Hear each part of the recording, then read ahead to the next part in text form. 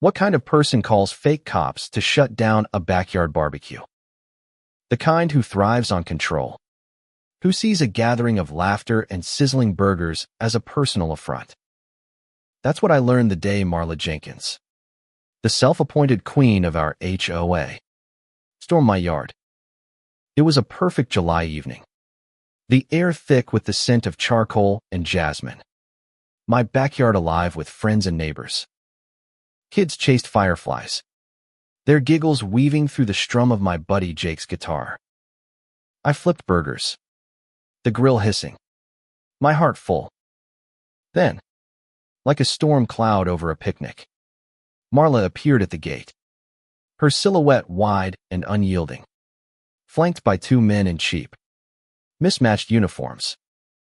They claimed to be HOA enforcement, badges glinting under my string lights. This gathering violates Code 47B. Marla snapped, her voice sharp enough to cut glass. My guests froze, forks midair. I wiped my hands on my apron, stepping forward, my pulse racing. Marla, this is my property. You don't get to dictate my Saturday night. Her eyes narrowed, a smirk curling her lips. We'll see about that. The audacity hit me like a punch.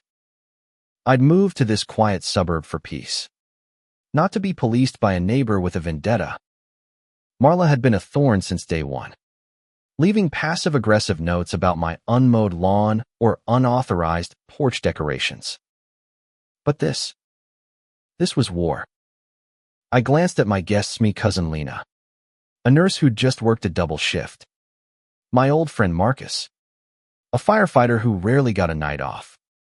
And Sarah, my next-door neighbor whose husband was deployed.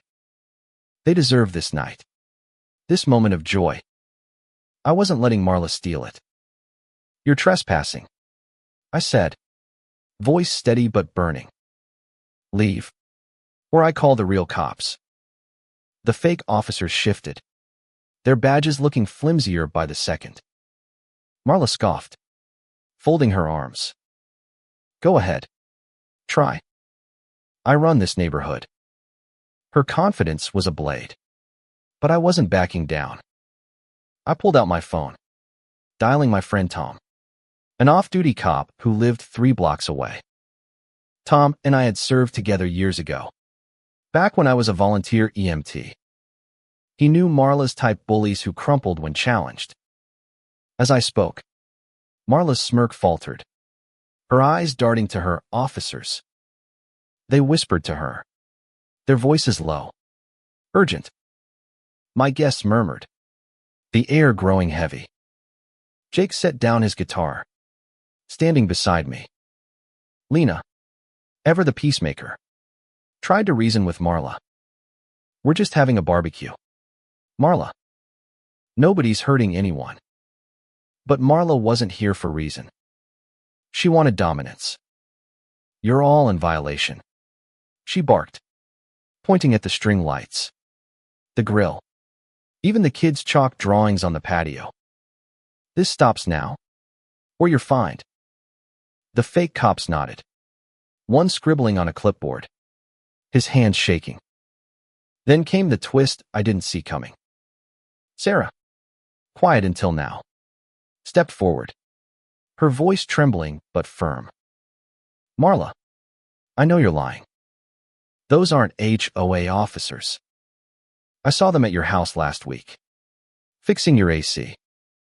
The yard went silent, the weight of her words sinking in.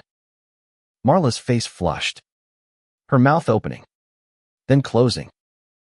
The officers froze, their cheap uniforms betraying them under the light.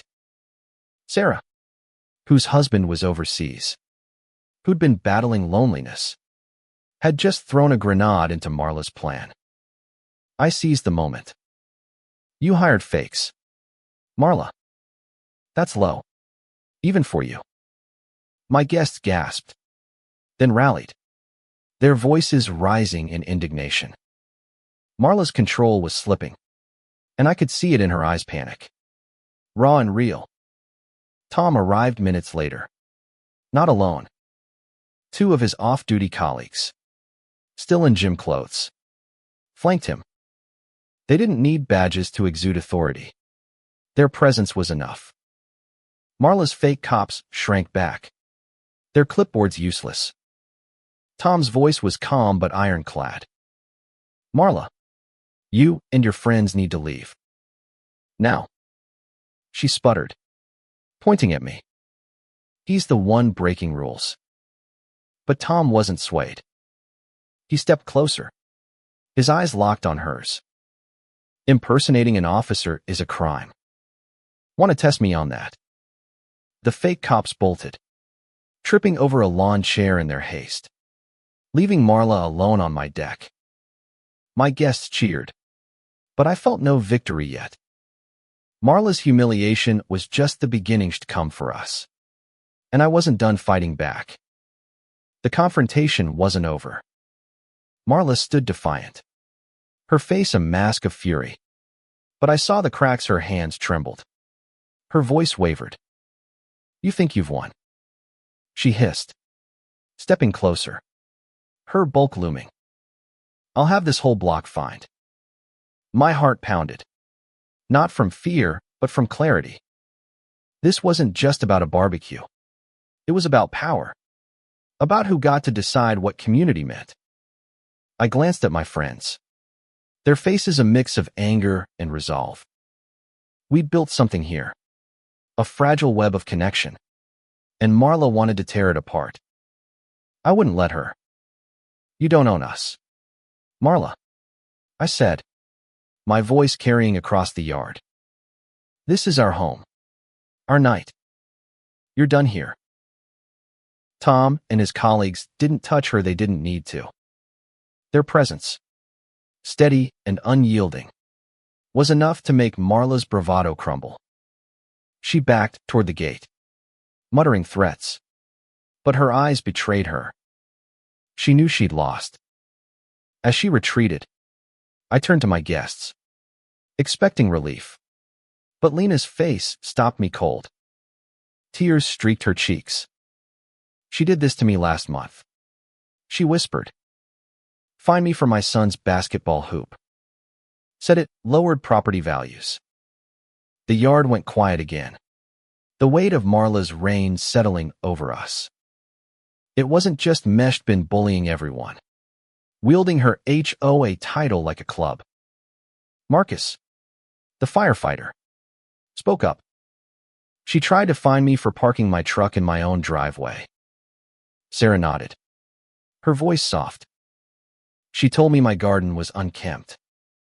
I cried for days. The truth hit like a tidal wave. Marla's control wasn't just personal. It was systemic. She'd turned our neighborhood into her fiefdom, preying on the tired, the vulnerable, the ones too busy to fight back. I looked at my friends, their faces lit by the fading glow of the grill, and felt a fire ignite. This wasn't just about saving my BB kit, it was about taking back our community. I grabbed my phone again, this time pulling up the HOA bylaws I'd skimmed when I moved in. "There's a recall provision," I said, my voice rising. "We can vote her out." Heads nodded, eyes brightened. Jake strummed a defiant chord on his guitar. "Let's do it," he said. The energy shifted, from fear to purpose. The next week was a blur. We organized, knocking on doors, sharing stories. Neighbors I'd barely spoken to poured out their grievances, fines for kids' toys, threats over holiday lights, even warnings for excessive laughter at a birthday party. Marla's tyranny had touched everyone. We gathered signatures, enough to force an emergency HOA meeting. When the night came, the community center was packed, the air electric with anticipation. Marla sat at the front, her arms crossed, her face a storm. I stood to speak, my heart hammering. "This isn't about one barbecue," I said, looking at my neighbors. "It's about living without fear, About building a place where we lift each other up, not tear each other down. The room erupted in applause. But Marla's voice cut through. "You're all ungrateful," she shouted, slamming her fist on the table. "I made this neighborhood better." Her outburst was her undoing. Neighbors stood, one by one, sharing their stories. Lena spoke of her son's basketball hoop, Marcus of his truck, Sarah of her garden. Each voice was a brick, dismantling Marla's empire. When the vote came, it was unanimous. Marla was out. She stormed from the room, her footsteps echoing, her reign over. The room buzzed with relief. But I felt something deeper: hope. We elected Lena as interim president, her kindness a stark contrast to Marla's cruelty. As we left the meeting, neighbors hugged, laughed, planned new gatherings. The barbecue that Marla tried to crush became a symbol, a spark that lit a fire of change. Weeks later, we held another barbecue, this time at Lena's house. The air was lighter, the laughter freer. Kids played, chalk in hand, drawing on every surface they could find. Jake's guitar sang, and Sarah's garden bloomed in the background, untamed and beautiful. I looked around, my chest tight with gratitude. We'd faced a bully and won, not with anger, but with unity. Marla was gone, her fake cops a fading memory. But what we'd built was stronger than ever. Community isn't just a place, it's the people who choose to fight for it, who choose to care. And as the sun set, painting the sky in hues of gold and courage, I knew we'd never let anyone take that from us again.